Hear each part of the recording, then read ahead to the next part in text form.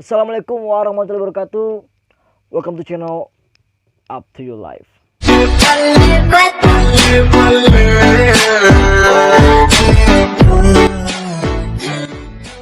Ya, video kali ini saya akan membahas tentang auditing.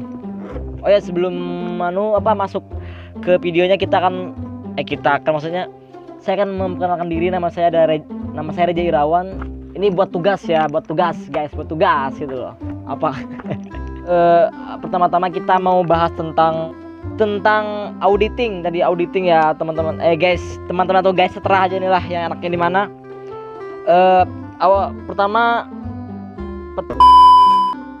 Poin pertama yang kita ingin bahas di video ini, yang pertama adalah mengetahui sejarah perkembangan auditing, memahami struktur organisasi perusahaan dan kantor akuntan publik. Yang ketiga, menjelaskan definisi auditing.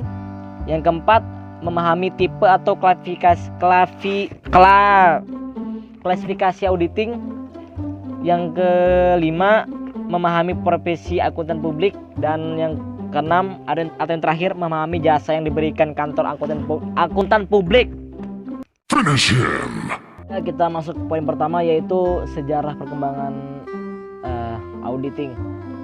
Perlu kalian ketahui, kata audit yang pertama kali muncul di pertengahan abad ke-19 berasal dari bahasa Latin, yaitu audire atau audil atau audire, yang artinya mendengar. Orang yang mendengarkan disebut audire. Audir atau audire nggak tahu sih. Dan laporan keuangan yang dibaca oleh akuntan dengan tujuan untuk memeriksa laporan keuangan disebut auditor. Sebenarnya pekerjaan auditor sudah ada secara informal sejak zaman sebelum Masehi. Ketika laporan keuangan pertama kali dibuat di negara-negara kuno seperti Mesopotamia, Mesir, Yunani, Roma, Inggris, dan India, negeri Vrindavan. Profesi ini pada waktu itu hanya dikhususkan untuk mendeteksi kecurangan dalam laporan keuangan dalam melakukan pemeriksaan secara rinci. Fungsi awalnya teman-teman ya, kecurangan merupakan masalah yang sangat memprihatinkan pada awal sejarah audit. Nah itu, jadi auditing ini sebenarnya tercipta karena ya untuk mendeteksi kecurangan dalam laporan keuangan ya teman-teman ya. Dan akhir abad ke-19 merupakan titik balik dalam sejarah audit ketika hukum English Companies Act 1892 diberlakukan. English Companies Act atau 1892 mengharuskan semua perusahaan besar maupun perusahaan kecil memerlukan review yang objektif dari seorang profesional khusus yang independen dan mempunyai skill untuk memeriksa laporan keuangan perusahaan tersebut. Nah itu ya auditing. Jadi seorang auditor ini harus memiliki sikap yang profesional, khusus, yang independen, dan mempunyai skill untuk memeriksa laporan keuangan perusahaan tersebut. Karena ya memang laporan keuangan yang nggak sembarangan orang bisa menyimpulkan ya teman-teman ya. Soalnya ya harus punya kalian khusus, nggak bisa orang sembarangan. Jadi tadi adalah sejarah singkat dari auditing. Kalau kita jelaskan semuanya bakal panjang semua ini teman-teman ya. Jadi kita singkat-singkat yang inti-intinya saja. Finish him. Kita masuk ke poin keduanya, yaitu memahami struktur organisasi perusahaan dan kantor akuntan publik ya. Ya, struktur organisasi yang baik bagi suatu perusahaan belum tentu baik bagi semua perusahaan atau perusahaan yang lain.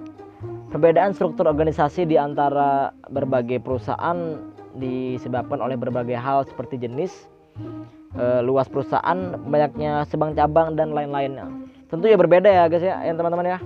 Dan suatu dasar yang sangat berguna dalam menyusun struktur organisasi perusahaan adalah pertimbangan bahwa organisasi harus fleksibel dalam arti memungkinkan adanya penyesuaian tanpa harus mengadakan perubahan total. Dan selain itu, tujuan organisasi dibentuk harus dapat menunjukkan garis-garis wewenang dan tanggung jawab ya teman-teman. Yang pastinya tanggung jawab yang jelas dalam arti jangan sampai adanya overlap mungkin menjalankan atau melakukan kewajiban yang ya bukan kewajibannya, maksudnya bukan wewenangnya gitu ya, untuk dapat memenuhi syarat bagi adanya suatu pengawasan yang baik, hendaknya struktur organisasi dapat memisahkan fungsi operasional badan, penyimpanan dan pencatatan yang baik terhadap pemilikan suatu usaha untuk hak milik perusahaan, sehingga dengan adanya penyimpanan yang atau pencatatan yang baik dijelaskan di atas, maka dengan sendirinya dapat memperkecil untuk mencegah terjadinya penyimpangan ya. Ada juga kantor akuntan publik atau KAP disingkatnya, adalah bagian usaha yang telah mendapatkan izin dari Menteri Keuangan sebagai wadah bagi akuntan publik dalam nungguin ya memberikan jasanya.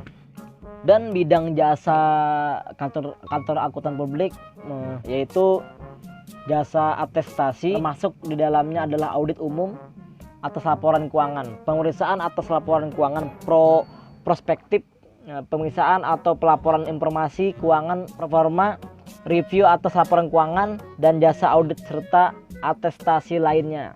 Dan ada juga jasa non atestasi, yaitu ya yang mencakup jasa yang berkaitan dengan akuntansi, keuangan manajemen, kompilasi, perpajakan, dan konsultasi. Jadi yang belum tahu, atestasi itu adalah suatu pernyataan pendapat atau pertimbangan yang diberikan oleh seorang yang independen dan kompeten yang menyatakan apakah asersi atau assertion suatu entitas telah sesuai dengan kriteria yang telah ditetapkan. Dan struktur kantor akuntan publik ini mungkin ada dua versi atau gimana nih. Yang pertama, versi pertama nih ya teman-teman ya, partner, manajer audit, auditor senior, dan auditor junior. Nih gambarnya nih. Dan ini yang versi keduanya ada pimpinan rekan, baru rekan 1, rekan 2, di bawahnya ada manajer, supervisor, senior, dan junior. Itu versi keduanya. Finish him. Kita masuk ke poin ketiga, menjelaskan definisi auditing. Dan definisi auditing ini ada diuraikan menjadi 7 bagian atau 7 elemen yang harus diperhatikan dalam melaksanakan audit. Yaitu yang pertama adalah proses yang sistematis atau berurutan. Yang kedua, menghimpuni dan mengevaluasi bukti secara objektif.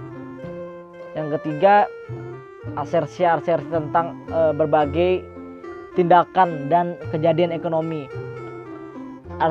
Asersi sendiri adalah suatu pernyataan. Dan yang keempat, menentukan tingkat kesesuaian. Yang kelima, kriteria yang ditentukan. Yang keenam, menyampaikan hasilnya. Dan yang ketujuh, para pemakai yang berkepentingan. Finish him. Dan kita masuk poin keempat, yaitu memahami tipe atau klasifikasi auditing. Klasifikasi atau tipe auditing yaitu ada 3. Yang pertama adalah audit laporan keuangan atau audit of financial statement. Audit laporan keuangan bertugas memeriksa laporan keuangan untuk menentukan apakah laporan keuangan tersebut telah disajikan secara benar dan wajar sesuai dengan kriteria tertentu. Dan yang kedua adalah audit ketaatan atau kepatuhan atau compliance audit. Tujuan audit ketaatan adalah mempertimbangkan apakah suatu organisasi sudah mengikuti prosedur dan aturan tertentu yang telah ditetapkan pihak yang memiliki otoritas lebih tinggi. Yang ketiga adalah audit operasional. Tujuan audit operasional ini adalah menilai kinerja dan operasional suatu organisasi untuk menilai efektivitas dan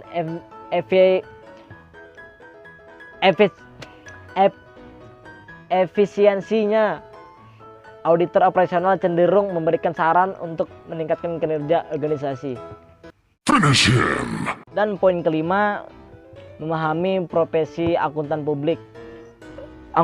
Profesi akuntan, khususnya akuntan publik, sebagaimana profesi yang lain seperti arsitek, ahli hukum, dokter, dan lain-lain sudah diakui sebagai suatu profesi. Dan ada 3 syarat minimal agar sesuatu dapat disebut sebagai profesi, yaitu ya yang pertama diperlukannya pendidikan tertentu yang biasanya disingkat S1, atau yang kedua adanya suatu pengaturan terhadap diri pribadi yang didasarkan pada kode etik profesi. Ketiga, adanya penelaahan dan atau izin dari penguasa atau pemerintah. Finish him. Tidak salah, tadi saya ada juga menjelaskan tentang jasa-jasa dari akuntan publik.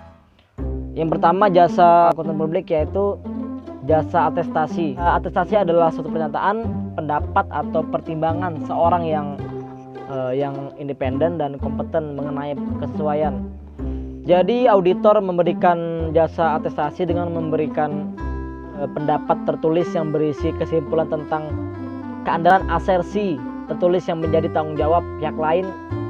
Dan ada 4 jenis jasa atestasi yang diberikan oleh suatu kantor akuntan publik, yaitu ada audit, ada pemeriksaan atau examination.